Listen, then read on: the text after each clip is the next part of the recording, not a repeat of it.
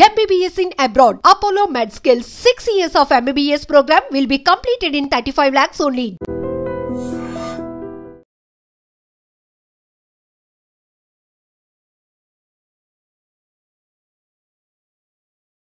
Welcome to iDream channel. This is Pavan. మొన్న అహ్మదాబాద్ లో జరిగిన తీవ్ర సంఘటన మీ అందరికీ గుర్తుంది కదా. ఎయిర్ ప్లేన్ క్రాష్ అయ్యి బోయింగ్ ప్లేన్ కొన్ని వందల మంది చనిపోవడం జరిగింది. సో ఇప్పుడు అందులో కేసు అయితే కొత్త మలుపుకి వచ్చింది. అందులో పనిచేసే ముగ్గురు అధికారులని డీజీసీ తీసివేయడం జరిగింది. సో వాళ్ళ మీద యాక్షన్ తీసుకోవడం జరిగింది. అట్లీస్ట్ ఇష్యూ జరిగిన తర్వాత అకౌంటబిలిటీ కూడా లేకుండా, వాళ్ళ తప్పిదాలను తెలుసుకోకుండా, సాంకేతిక లోపాలు ఉన్నాయి అని తెలిసినా కూడా వాళ్ళ అకౌంటబిలిటీతో వ్యవహరించకుండా ఉండడం వల్ల వాళ్ళని అయితే తీసేయడం జరిగింది. వాళ్ళ మీద యాక్షన్ తీసుకోవడం జరిగింది. 10 రోజుల్లోపు వివరణ ఇవ్వాల్సిందిగా, వాళ్ళ మీద ఎలాంటి శిక్షలు వేశారో తెలపవలసిందిగా వాళ్ళైతే వ్యక్తం చేయడం జరిగింది. అంటే ఆ ఇన్సిడెంట్ జరిగినప్పుడు బోయింగ్ ఎయిర్ప్లేన్స్ మీద చాలా కంప్లైంట్స్ అయితే వచ్చినాయి. ఆ సాంకేతిక లోపాలు ఉండడం కావచ్చు, క్వాలిటీలో మెయింటైన్ చేయలేకపోవడం కావచ్చు, దాని మీద చాలా కంప్లైంట్లు వచ్చాయి. చాలా 2020 నుంచి 25 వరకు కూడా, 2018 నుంచి కూడా 25 వరకు ఎవ్రీ ఇయర్ ఒక మేజర్ యాక్సిడెంట్ జరగడం అయితే ఆ కంపెనీలో జరుగుతుంది. ముఖ్యంగా ఇందులో ఎందుకు ఇలాంటి యాక్టివిటీస్ జరుగుతున్నాయంటే, గతంలో బోయింగ్ అనేది చాలా మంచి కంపెనీ, చాలా పెద్ద కంపెనీ కూడా, క్వాలిటీ స్టాండర్డ్స్ అన్ని మెయింటైన్ చేస్తూ చాలా స్ట్రాంగ్, చాలా పేరు పొందిన కంపెనీ.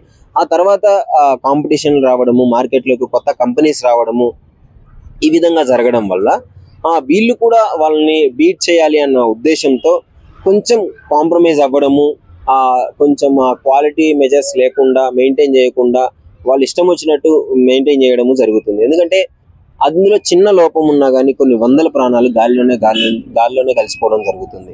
సో ఇలాంటి పరిస్థితుల్లో చాలా స్టాండర్డ్స్ని మెయింటైన్ చేయాలి. అలా చేయకపోవడం వల్లనే ఈ బోయింగ్ ఎయిర్ప్లేన్స్ అనేవి ఈ విధంగా తయారవడం జరుగుతుంది.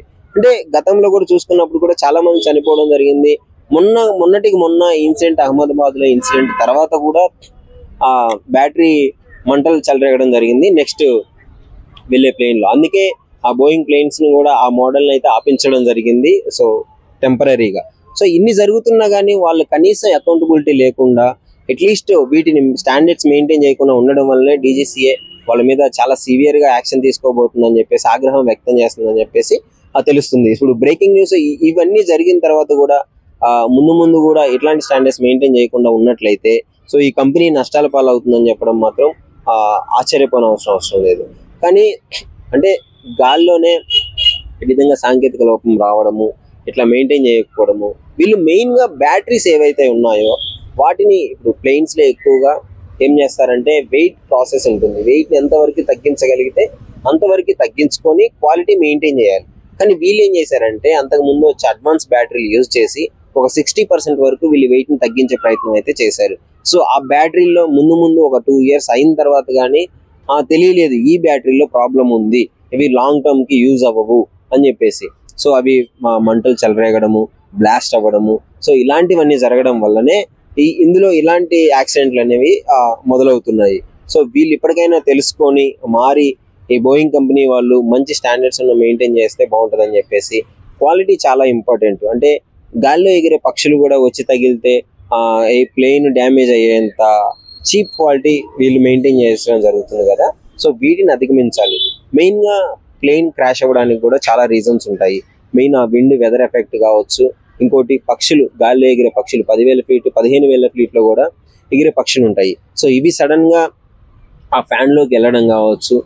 ఇంకోటి ఇంజన్స్ ఖరాబ్ అవ్వడము. మేజర్గా ఇన్సిడెంట్ వల్ల ప్రమాదం జరగదు, ఎందుకంటే ఈ ప్లేన్కి 2 ఇంజన్స్ ఉంటాయి కదా. సో ఇందులో ఒకటి ఖరాబ్ అయినా సరే ఒకదాని ద్వారా ల్యాండ్ అయ్యే ఆ పద్ధతి అయితే ఉంటుందో, ఒకదాని ద్వారా ల్యాండ్ చేయొచ్చు కూడా.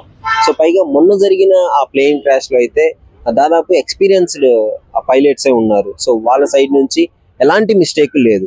కానీ వీళ్ళు మెయింటైన్ చేసిన ఆ చీప్ క్వాలిటీ వల్లనే ఈ విధంగా ప్రమాదాలు జరుగుతున్నాయి. మరి దీని మీద ముందు ఎలాంటి యాక్షన్ తీసుకోబోతున్నారో ఐడ్రీమ్లో అయితే అప్ టు డేట్ మీకు అప్డేట్ ఇస్తూనే ఉంటాను. ఐడ్రీమ్ని ఫాలో చేస్తూ ఉండండి, చూస్తాను. Thank you. నిజంగా ప్రస్తుతం ఉన్నటువంటి సమాజం దేనికి ప్రయారిటీ ఇస్తుంది? ఆర్థిక సంబంధాల చుట్టూ మాత్రమే తిరుగుతుంది. మళ్ళీ ఎన్నికలంగానే చాలా విరక్తి కలుగుతాం. మంచి అనిపిస్తుంది కదా, లేడీస్ కూడా ఛాలెంజింగ్ జాబ్స్ చేసినప్పుడు చాలా బాగుంటది. ట్రాఫిక్ అసిస్టెంట్స్ గా నియమించిన ట్రాన్స్జెండర్స్ అందరితో సాల్యూట్ చేయించుకుంటున్నారు. ఫుడ్ డెలివరీ ఇవ్వటానికి వెళ్ళినటువంటి డెలివరీ బాయ్ అనిల్ పై కళ్ళ ముందు పెళ్ళండి